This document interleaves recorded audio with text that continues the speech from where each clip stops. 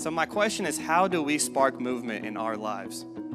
Okay, the way that I would see to it is as I prayed about this, I know this is so typical teacher of me, but I had 3 points that I really felt like I was supposed to say.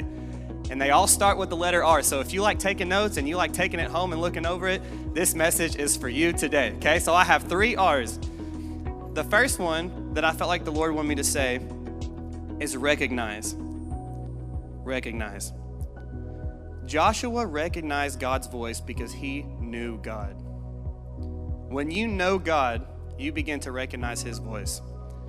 If I was in a completely different country across the world, and I was in a room and I was talking to people I didn't know, and let's say I was turned around and couldn't see anything behind me, and my dad walked into the room and I didn't see him and he just began to talk, and I'm in a totally different country, I would recognize the voice of my father because I have a relationship with my dad, because I've known him for a very, very long time.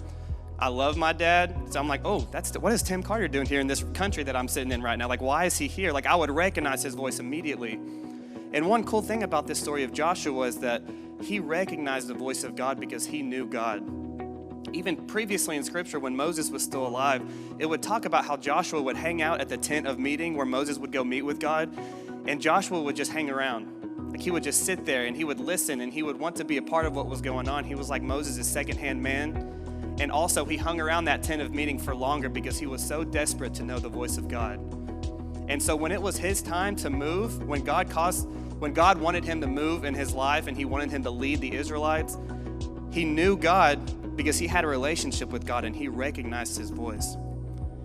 So I want to ask this question: what does the voice of God sound like to you? What does the voice of God sound like to you?